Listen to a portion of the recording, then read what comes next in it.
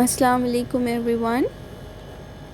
So today we'll continue with the same chapter, that is demand analysis.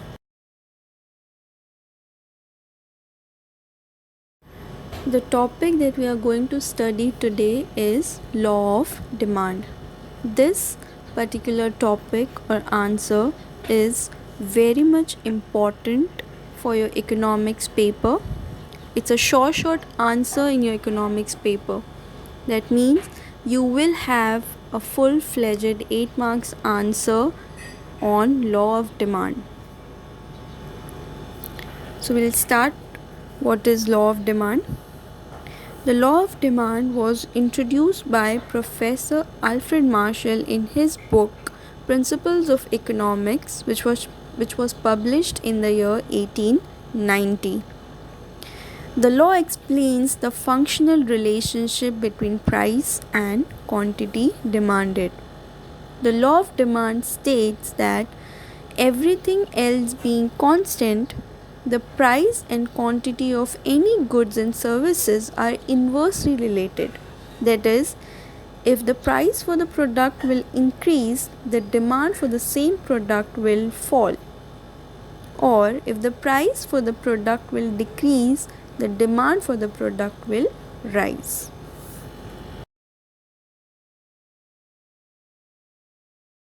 Statement of the law.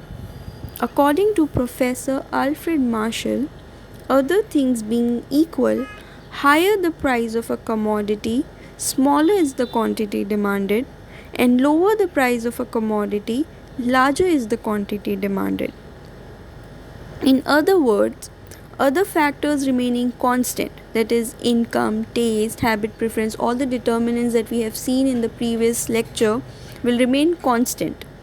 If the price of a commodity rises, demand for it falls, and when price of a commodity falls, demand for the commodity rises. This shows an inverse relationship between price and quantity demanded, that if one will increase, the other will decrease. Also, we can symbolically represent the statement of law, that is d of x is equal to f of px, that is demand is equal to function of price. The next part of the law of demand is the demand schedule. The law can be explained with the help of the demand schedule as well. As you can see from the table, that when price of commodity is rupees 50, the quantity demanded is 1 kg. When price falls from rupees 50 to 40, quantity demanded rises from 1 kg to 2 kgs. Similarly, at price 30, quantity demanded is 3 kgs, and when price falls from rupees 20 to rupees 10, quantity demanded rises from 4 kg to 5 kgs. This is what the statement of the law explains, that with every decrease in the price, the demand will increase, or every fall in the price, the demand will rise. Another representation of law of demand is the demand curve.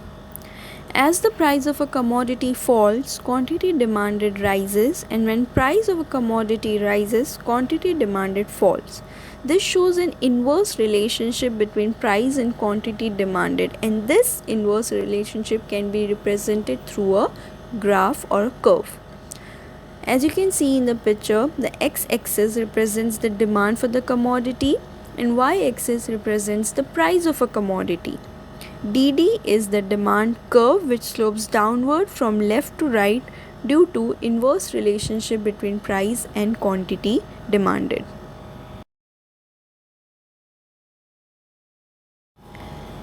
So the next part of law of demand is the basic assumptions of law of demand.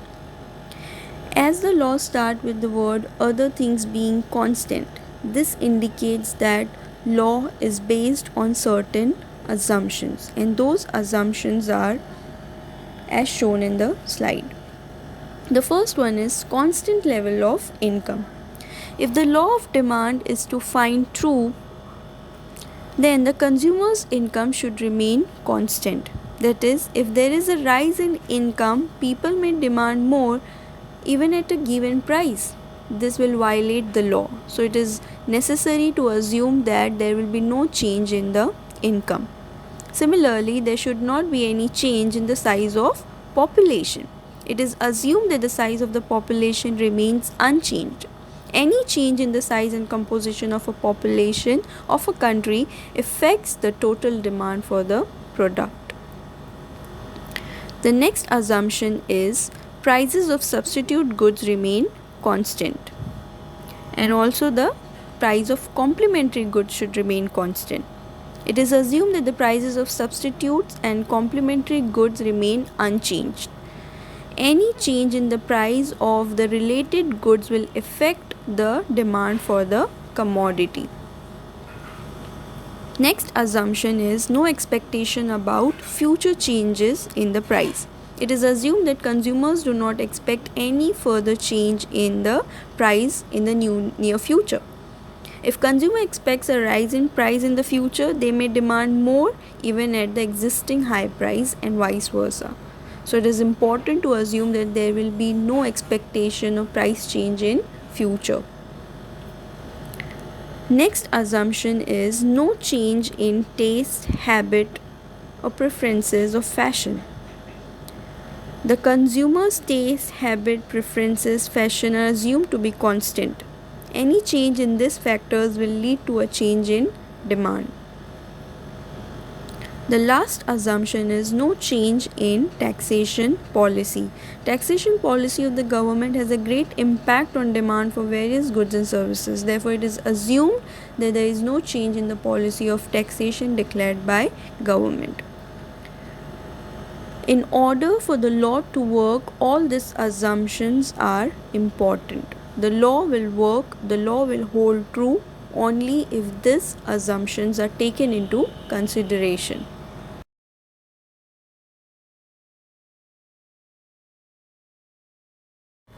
Exceptions to the law of demand. Now, there are certain exceptions to the law of demand. It means that under exceptional circumstances, consumer buys more when the price of a commodity rises and buys less when price of a commodity falls. That is, higher the price, higher the demand, lower the price, lower the demand, which is against the law of demand. In such cases, the demand curve slopes upward from left to right. That is, the demand curve has positive slope.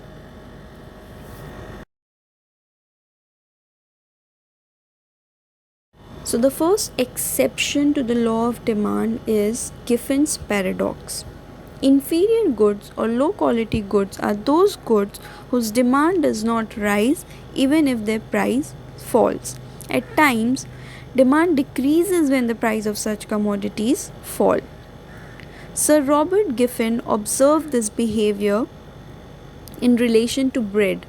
He noted that when the price of bread declined, people did not buy more because of an increase in the level of income. They preferred to buy superior good like meat instead of bread. This is known as Giffin's paradox. That is, when the price of inferior or low quality goods fall, the demand for it also falls because the people shift that income from low quality goods to a better quality goods. And because of this, the decreased price decreases the demand as well. This is exception to the law of demand. That is, in case of low quality or inferior goods, when the price falls, the demand also falls.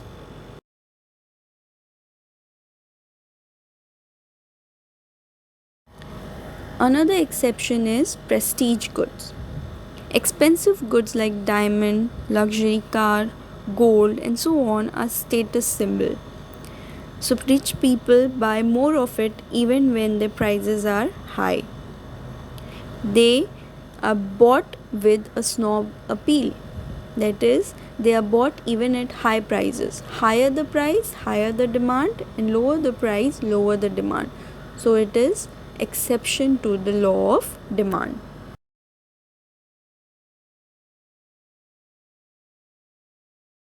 Next exception is speculation.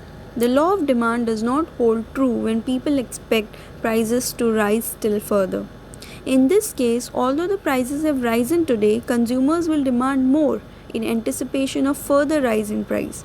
For example, prices of oil, sugar tend to rise before Diwali. So people go on purchasing more at higher price as they anticipate that prices may rise during Diwali. Or we can take the current example of lockdown. Because people are anticipating or speculating that the products may not be available in the market, people are buying commodities and products even at higher prices today. So this falls under exception to the law of demand.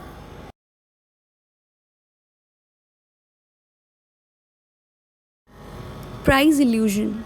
Consumers have an illusion that high priced goods are of better quality. Therefore, the demand for such goods tend to increase with the rise in their prices.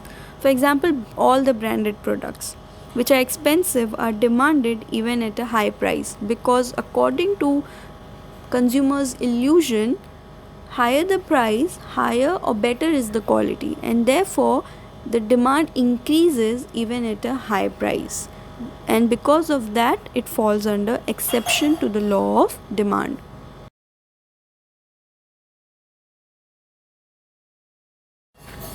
Ignorance. Sometimes, due to ignorance or lack of knowledge, people buy more of a commodity at high price. This may happen when consumer is ignorant about the price of that commodity at other places. So because of the lack of knowledge of the market and ignorant behavior of the consumer, the goods or services or product are demanded more even at high price, and therefore it falls under exception to the law of demand. The last exception to the law of demand is habitual goods. Due to the habit of consumption, certain goods are purchased in required quantities even at a higher price. For example, the demand for cigarette for smokers, because the chain smoker requires a certain amount of cigarette, they'll buy it even at a higher price.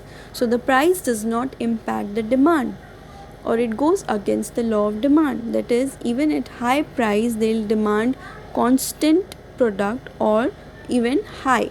So higher the price, higher the demand, and lower the price, lower the demand in case of habitual goods, and therefore it is exception to the law of demand.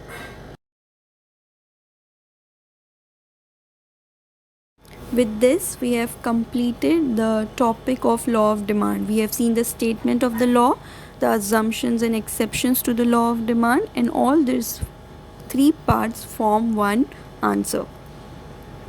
Thank you.